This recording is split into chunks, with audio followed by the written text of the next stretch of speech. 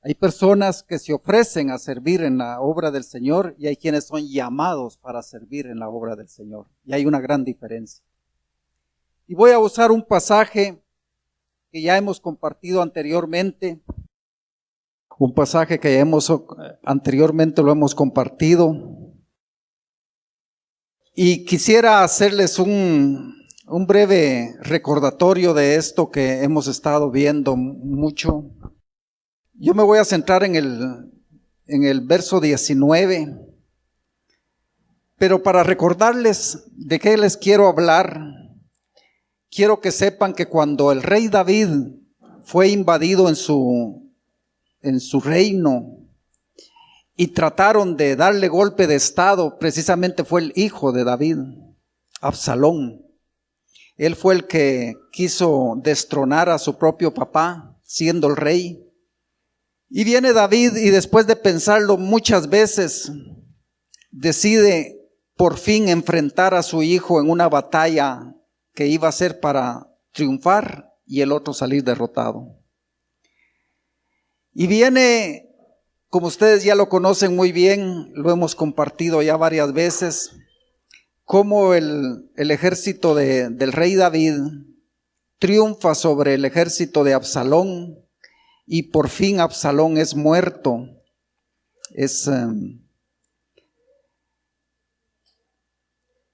Le dan muerte con un dardo en el corazón. Y ahí se termina la guerra, puesto que gana el ejército de Israel. Y ahora están en un dilema que todos debemos de comprender qué es lo que sucedía en esos tiempos. Miren, qué fácil hubiera sido que en los tiempos de esas guerras existiera el teléfono, ¿va?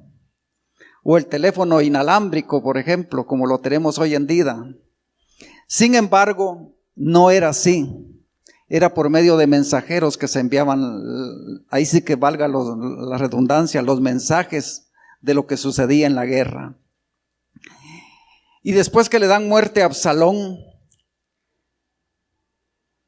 viene uno de los oficiales del rey David, y tiene que mandar el mensajero para darle las buenas nuevas aparentemente a su rey que habían ganado con el ejército contrario. Y entonces ahorita sí ya vamos a buscar en el segundo libro de Samuel en su capítulo 18. Quiero que usted se centre en lo que sucede después de que le dan muerte a Absalón y tienen que darle la terrible noticia a su papá, el rey David. Segundo libro de Samuel, capítulo 18, verso 19. Cuando ya lo tenga, usted me dice amén para yo saber que ya estamos listos para leerlo. Dice la palabra del Señor que había un muchacho. Entonces Ahimás, hijo de Sadoc, dijo, fíjese que él se ofrece, correré ahora, daré al rey las nuevas de que Jehová ha defendido su causa de su mano de sus enemigos. Respondió Joab, ese es el oficial del ejército, hoy no llevarás las nuevas, las llevarás otro día, no darás hoy la nueva porque el hijo del rey ha muerto. Y Joab llamó porque dijo al etíope, ve tú y di al rey lo que has visto. Y el etíope hizo reverencia ante Joab y corrió. Entonces Ahimás, hijo de Sadoc, volvió a decirle a Joab, sea como fuere, yo correré ahora tras el etíope. Y Joab dijo, hijo mío, ¿para qué has de correr tú si no recibirás premio por las nuevas? Mas él respondió, sea como fuere, yo correré. Entonces le dijo, corre. Corrió pues por el camino de la llanura y pasó por delante del etíope. Y David esperaba sentado entre dos puertas, y el atalaya había ido al terrado sobre la puerta en el muro, y alzando sus ojos miró y vio a uno que corría solo. El atalaya dio voces y lo hizo saber al rey, y el rey dijo: si viene solo, buenas nuevas trae. En tanto que él venía acercándose, vio el atalaya a otro que corría, y dio voces el atalaya al portero diciendo: he aquí otro hombre que corre solo. Y el rey dijo: este también es mensajero. Y el atalaya volvió a decir: me parece el correr del primero como el correr de Ahimaas, hijo de Sadoc. Y respondió el rey: ese es hombre de bien y viene con buenas nuevas. Entonces Ahimaas dijo en voz alta al rey: paz. Y se inclinó a tierra delante del rey y dijo: bendito sea Jehová, el Dios tuyo, que ha entregado a los hombres que habían levantado sus manos contra mi señor el rey. Y el rey dijo: ¿y el joven Absalón está bien? Y Ahimaas le respondió: vi yo un gran alboroto cuando envió Joab al siervo del rey y a mí tu siervo, mas no sé qué era. Y el rey dijo: pasa, ponte ahí. Y él pasó y se quedó de pie. Luego vino el etíope y dijo: reciba nuevas mi señor el rey, que hoy Jehová ha defendido tu casa de la mano de todos los que se habían levantado contra ti. El rey entonces dijo al etíope: ¿el joven Absalón está bien? Y él le respondió: como aquel joven sean los enemigos de mi señor el rey y todos los que se levanten contra ti para mal. Entonces el rey se turbó, subió a la sala de la puerta y lloró, y yendo decía así: hijo mío, Absalón, hijo mío, Absalón, ¿quién me diera que muriere yo en lugar de ti, Absalón, hijo mío, hijo mío? Vamos a orar. Señor, te damos gracias esta mañana. Gracias por tu bendita bendición desde el principio de este día, Señor. Nos permitiste abrir nuestros ojos, poder, Señor, levantarnos con un propósito tuyo, y era encaminarnos a este templo, a este lugar de reunión, para compartir contigo, Padre Santo, alabar tu nombre, bendecirte, pero también escuchar de tu palabra. Gracias, Señor, porque has puesto en el corazón de cada uno de nosotros ese querer como el hacer, y hoy hemos decidido nosotros el mejor plato que podíamos haber escogido: venir a alabar tu nombre y venir a llenarnos de tu palabra por medio de tu Espíritu Santo, Señor. Gracias, Padre, en el nombre de Jesús te lo damos. Amén y amén. Este final de este pasaje, yo me ponía a pensar, qué gran mensaje sería para el Día del Padre, ¿verdad? Cómo el rey, cuando se entera que su hijo ha muerto, él empieza a llorar. Siendo el rey, no le dio vergüenza delante de todos ponerse a llorar y decía: hijo mío, Absalón, hijo mío, ¿quién me diera que muriere yo en lugar de ti, Absalón, hijo mío, hijo mío? No cabe duda que el amor que tenía David por Absalón era un amor muy especial. No se puede decir que él no amara a sus demás hijos, pero con Absalón era un amor muy especial el que él tenía. Pero lo que llama la atención de este pasaje es de que en esas guerras había una persona que ya tenía el trabajo, por así decirlo, dentro de la estrategia de la guerra que ellos tenían, estaba el mensajero. Y para mí, el mensajero era una persona importantísima en cualquier guerra. Porque imagínense, si la guerra estaba más o menos pareja y uno del ejército necesitaba ayuda, definitivamente que mandaban mensajero para pedir que les mandaran ayuda o les mandaran provisión, si es que porque ya era porque no tenían provisión en la batalla. Pero definitivamente el mensajero es alguien importante en una guerra. Era alguien que llevaba las buenas nuevas al lugar de donde estaba el resto del pueblo esperando la batalla, esperando el resultado de la batalla. Y fíjese que un mensajero, para que ustedes lo vean, yo no sé si lo notaron, un mensajero no corría por las llanuras. Y este joven que se ofrece de mensajero, o sea que a él le nació, no se sabe de dónde salió, lo cierto que se ofreció para llevar las buenas nuevas al rey. Dice que salió después del verdadero mensajero. Primero fue enviado el morenito que era el mensajero, y el otro salió después de él, y sin embargo llegó primero con el rey, porque dice que cruzó las llanuras. Mire la imprudencia de cruzar las llanuras, porque si un enemigo conocía que la única forma de poder pedir ayuda o llevar las buenas nuevas al lugar donde estaban todos los demás esperando el resultado de una guerra, sabían que podían agarrar al mensajero y matarlo y no dejarlo que llevara las noticias. Entonces, este muchacho imprudente, por así llamarlo, no fue el llamado para llevar las buenas nuevas. Es más, el oficial le dijo: no, hoy no las vas a llevar tú, va a ser otra persona que los va a llevar. Y sin embargo él se ofreció tanto que lo mandó después, y sin embargo llegó primero a llevar las buenas nuevas. Pero mire la respuesta. Cuando el rey pregunta por su hijo, él le dice: yo solo vi un gran alboroto que no sé lo que era. Mire qué clase de mensajero. Correr tanto, arriesgar el camino, cruzar, esquivar enemigos.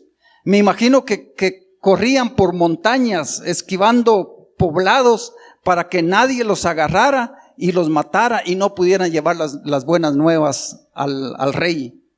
Entonces, el que llega y no es enviado, el que no fue llamado y enviado, fíjese que no lleva respuesta, porque dice: yo solo vi un alboroto, yo solo vi un gran bullicio, yo vi que algo pasó ahí, pero lo cierto es que no sé qué era. Entonces, como quien dice, el rey le hubiera dicho: entonces, ¿para qué veniste pues? ¿Verdad? Esa hubiera sido la respuesta. Pero mire lo que sucede con el enviado, con el que llama el oficial y es el verdadero mensajero.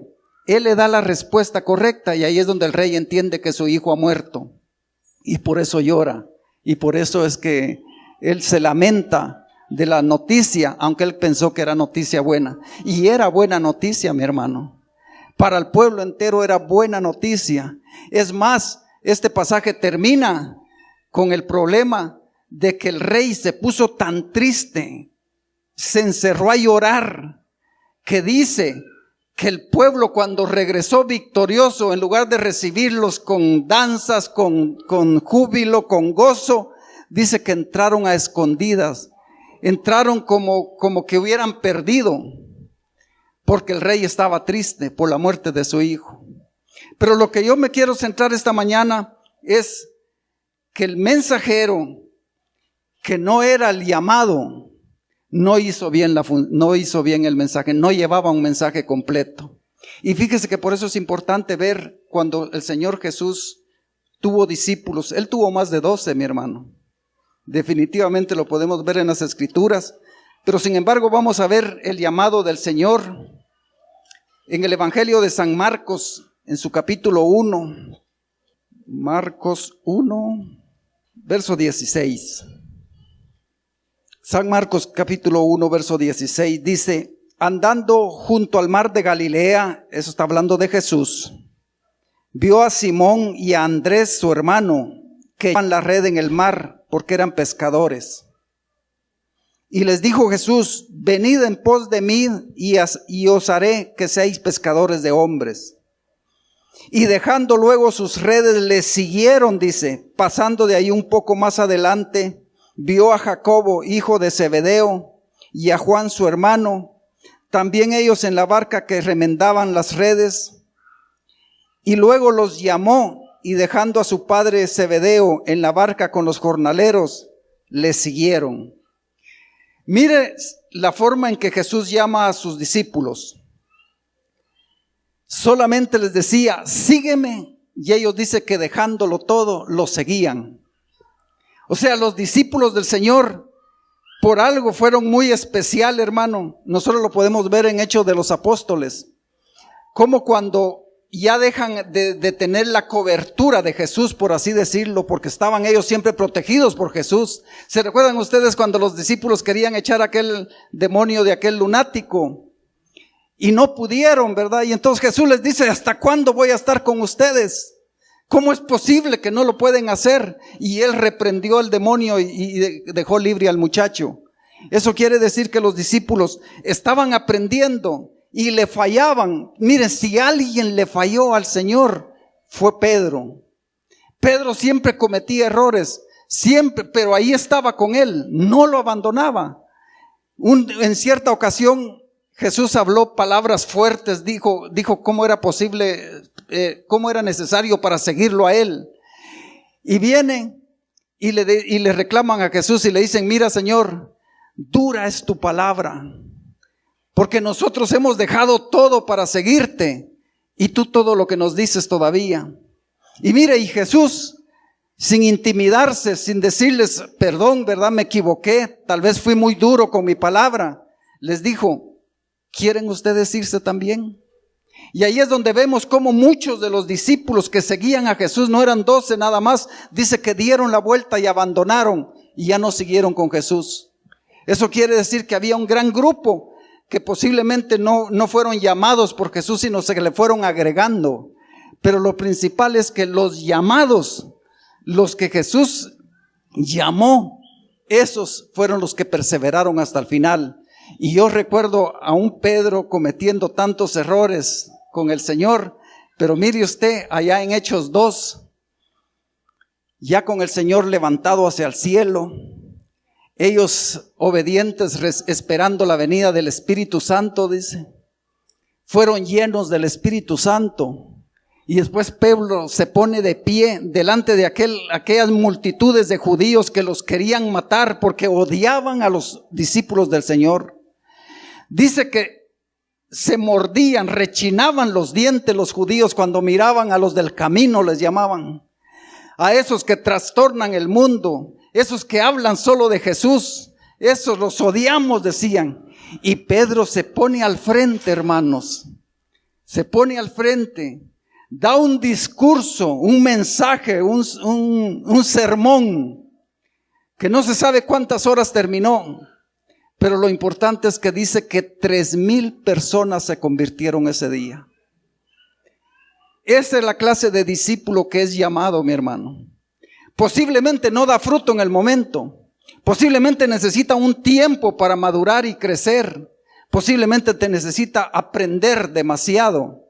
Muchos decían incluso que tal vez Jesús había escogido mal a sus discípulos, por lo que le hacían, ¿verdad? Por lo que le preguntaban a veces. Imagínese usted, después de andar con él, un día vienen y le preguntan, mira, tú que tanto hablas de nuestro Padre Celestial, ¿cuándo nos vas a presentar a nuestro Padre? Y el Señor se enojó de tal manera que les dijo, ¿cómo es posible que ustedes andando conmigo, viendo lo que yo hago, es de lo que yo les presento, lo que yo hago, y todavía me dicen que no conocen al Padre? Era para enojarse, mi hermano. Mire, los discípulos hicieron tantas cosas que de veras uno dice, ¿cómo es posible que eran los discípulos del Señor? ¿Cómo era posible que en 3 años y medio iban a estar tan preparados? ¿Cómo era posible que se iban a quedar solos? ¿Cómo era posible que pudieran llevar un evangelio después de muerto Jesús? Si con él fallaban, imagínense ya sin él. Pero sin embargo, vemos nosotros que el Señor sabía para qué los había preparado.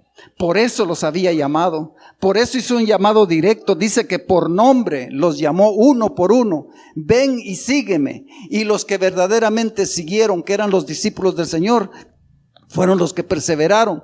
Fueron de los 12 que se quedaron, porque acuérdense que escogieron a Matías en lugar de Judas. Fueron ellos los que iniciaron el evangelio, fueron ellos los que iniciaron la verdadera iglesia cristiana. Y mire, lo que importa es qué debemos de hacer cuando somos llamados de parte del Señor. Como discípulos del Señor, ¿qué es lo que debemos de hacer? Fíjese que hay una llamada de parte de Pablo a Timoteo. Quiero que me busquen la segunda carta de Timoteo. Segunda carta de Timoteo, capítulo 4. Mire la función que tiene que hacer un verdadero discípulo del Señor que fue llamado, mi hermano. La palabra del Señor dice muy bien claro que cuando nosotros conocimos del Señor, cuando entregamos nuestra vida a Jesucristo, no fue por obra nuestra ni de la persona que nos presentó el Evangelio, sino que dice que es una obra del Espíritu Santo que ha hecho ha preparado el corazón con anticipación. Mire lo que tiene que hacer un verdadero llamado.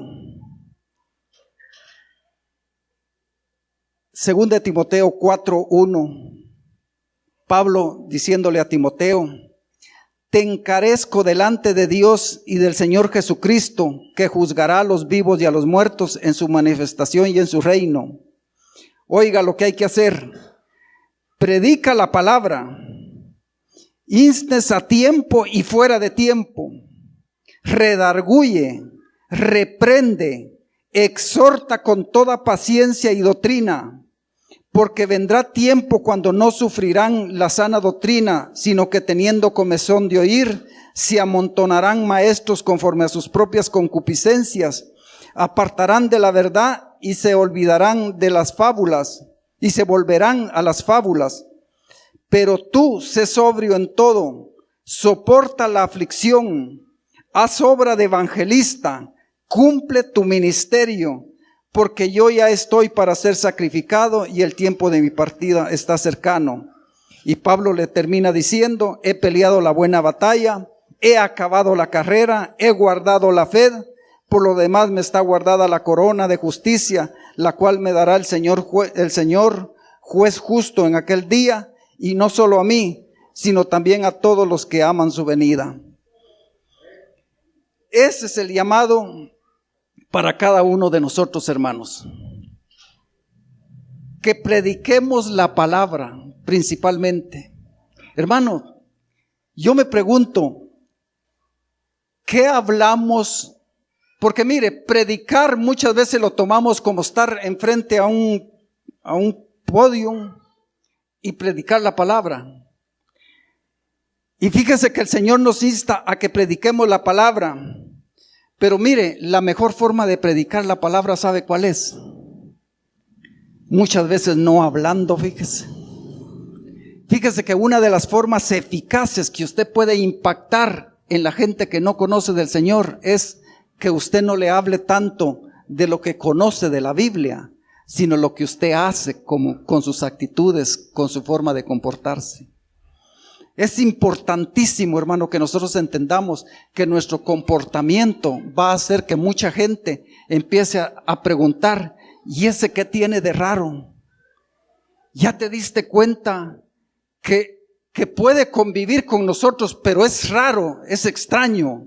Algo tiene diferente a nosotros. Porque mire, mi hermano, no se trata de apartarnos del mundo, porque la verdad que el Señor dejó bien claro: yo no te pido, le dijo a Dios el Padre, yo no te pido que los quites del mundo, yo te pido que los guardes del mundo. Esa fue la oración de Jesús. Y fíjese que nosotros debemos de saber que cuando nos reunimos con familia o en un acto público, en una manifestación que nos encontremos, ¿cuál va a ser nuestra actitud, mi hermano? Fíjese que nosotros debemos de predicar la palabra, dice, que prediquemos la palabra del Señor, pero la mejor forma de predicarla es por testimonio. Es el testimonio lo que va a impactar al incrédulo, al no creyente. Es por lo que ve sus ojos, no por lo que dice o por lo que hace. Por eso Jesús Jesús fue el que dijo, ¿verdad? Hagan lo que ellos dicen, pero no hagan lo que ellos hacen, ¿verdad? O sea, estaban diciendo verdad, estaban diciendo que era cierto, conocían la doctrina, conocían la ley. Entonces Jesús les decía: hagan lo que ellos dicen, pero no hagan lo que ellos hacen. Y eso es bien importante, porque muchas veces, hermano, yo he oído pláticas a veces de hombres y mujeres tan fáciles, ¿verdad? Que ellos dicen, ay, el Señor va a proveer, el Señor es proveedor, el Señor es quien surte mi casa. Pero es llegando a su casa y es todo lo contrario, ¿verdad? Y empiezan a alegar que no hay nada en la casa, que falta esto, que hay escasez. Entonces quiere decir que no vivimos lo que decimos, solamente decimos lo que conocemos, pero no lo vivimos. Y eso es muy importante, mi hermano, que hay que saber predicar la palabra, instar a tiempo y fuera de tiempo, redarguir, reprender y exhortar con paciencia y doctrina. Esto es muy importante. Mire, muchas veces nosotros para corregir a alguien que comete un error, qué fácil lo hacemos, ¿verdad? Y les queremos aplicar la ley de hombre, o sea, estrategias de hombre. Y dice que hay que exhortarlos conforme a la doctrina de la palabra del Señor, hermano. Y mire, y muchas veces, por no decir casi siempre, es con amor que se logra que la persona cambie. Es cuando aquella persona espera un castigo, aquel que se ha portado mal, un hijo o una hija que se portan mal, un mal comportamiento de un compañero de trabajo o algo que merece, tiene ganado que les digamos 2, 3, que les tratemos mal. Y es ahí donde nosotros debemos de demostrar que somos diferentes, perdonando y perdonar, ¿verdad? Perdonando y perdonar. Porque muchas veces sabemos perdonar, pero no sabemos cómo nosotros queremos que nos perdonen. Pero hay otras personas, son los que se ofrecen, hermano. Ahí está cerquita el Evangelio de San Lucas, capítulo 9.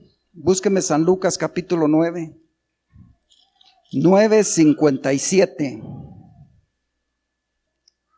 Estos son como este muchacho que se ofreció de mensajero y no supo llevar mensaje.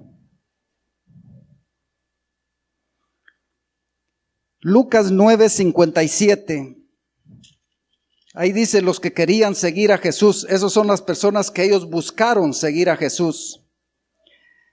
Dice, yendo ellos, uno le dijo en el camino, Señor, te seguiré a donde quiera que vayas. Y le dijo Jesús, mire lo que le respondió Jesús para alguien que se ofreció a ser su discípulo.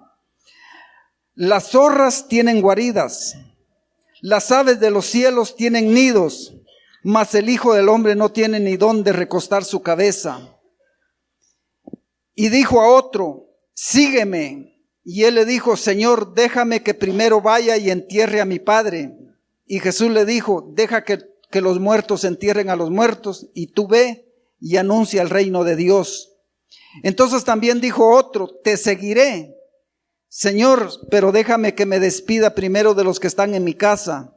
Y Jesús le dijo, ninguno que poniendo su mano en el arado mira hacia atrás es apto para el reino de Dios. Mire cómo trata Jesús a los que quisieron seguirlo por su cuenta. No fueron llamados, no fueron los que Él escogió. Tenían la intención de ser discípulos del Señor.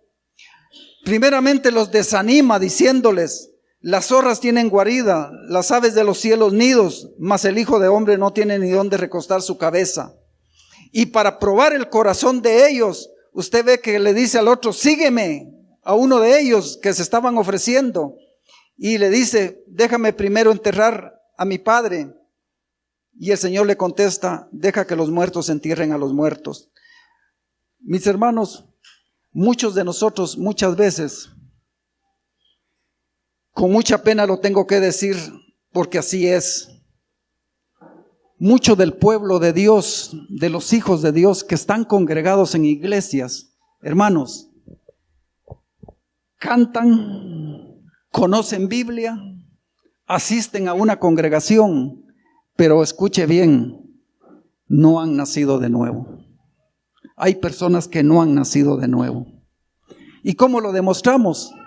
Por su testimonio, por sus hechos.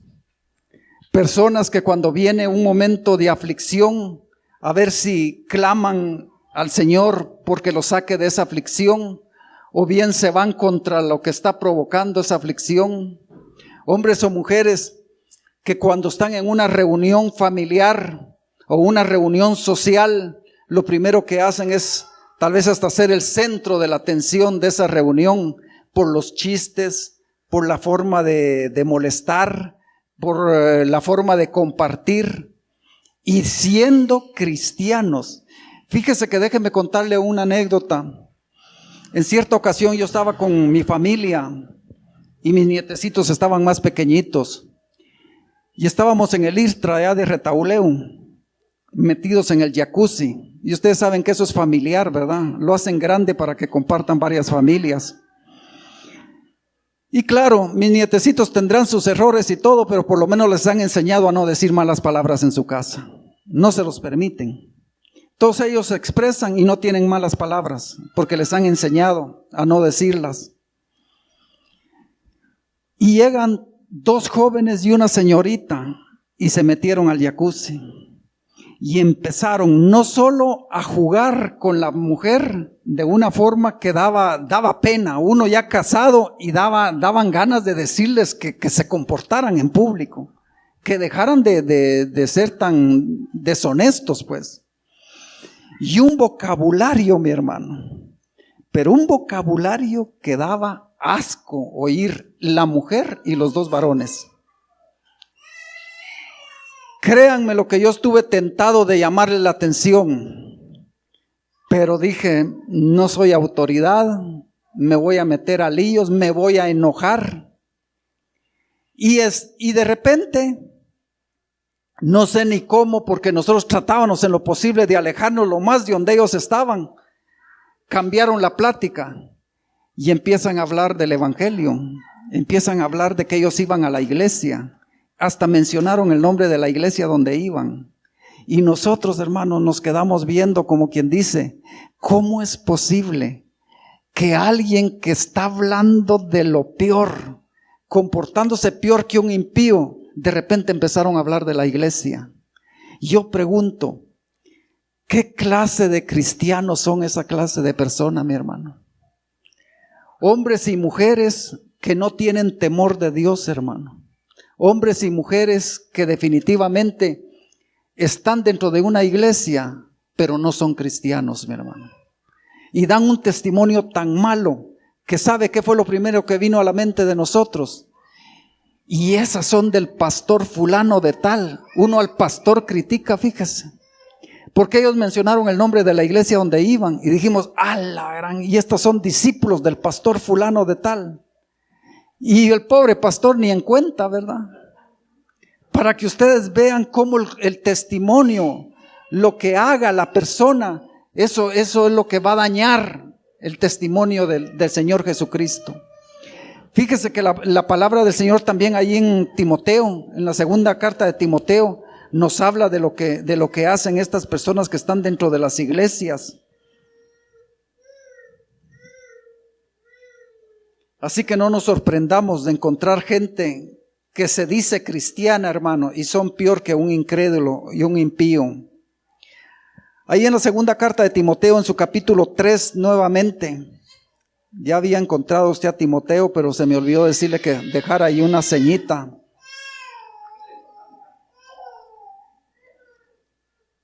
Segunda carta de Timoteo, capítulo 3, verso 1. Pablo aconsejando nuevamente a Timoteo y le dice, también debes de saber esto, Timoteo. Eso es lo que le está diciendo, que en los postreros días vendrán tiempos peligrosos. Son los que estamos viviendo, mi hermano.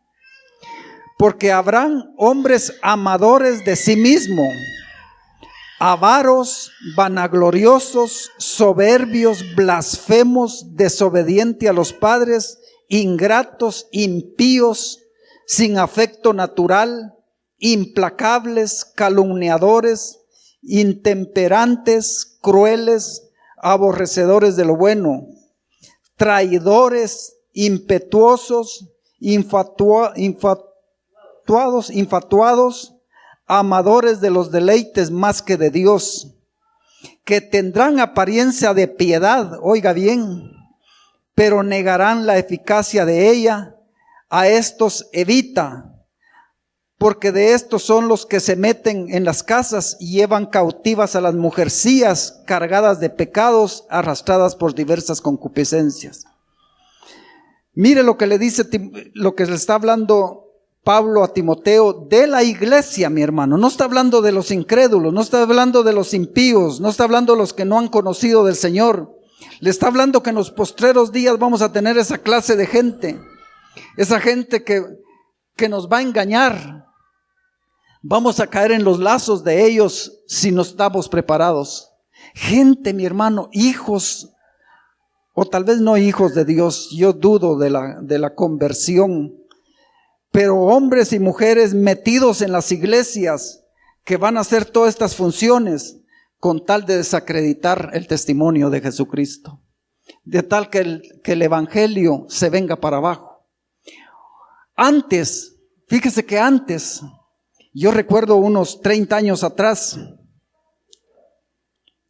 si alguien en un trabajo se identificaba como evangélico, todos sabíamos que era el raro, que era el diferente, era el que no compartía con nosotros en las actividades que organizábamos. Era callado, nunca decía malas palabras, era amigable, pero se conocía quién era un evangélico en ese tiempo. Hoy, hermano, a veces uno se confunde. Hay personas incrédulas que se expresan mejor que un cristiano, mi hermano. Yo conozco una vendedora de bienes raíces que cuando nos atendía, estábamos buscando una casa para la oficina, y cuando nos atendía, ella todo, ¡ay, qué bendición! Gracias, y qué bendición, y qué bendición. Y lo insistía tanto en que todo era bendición, que le preguntamos, ¿y usted es cristiana? No, dijo. No es cristiana evangélica. No, dijo. Pues parece por lo que habla. No, dijo, yo así me acostumbré desde niña, me han enseñado en mi casa que siempre le dé gracias a Dios por todo. Entonces uno se queda extrañado, hermano, que persona incrédula está hablando y comportándose mejor que una hija de Dios. Y por eso debemos de tener cuidado. Muchos de las iglesias están siendo no llamados, no fueron llamados, hermano. No tuvieron un verdadero nacimiento. Fueron personas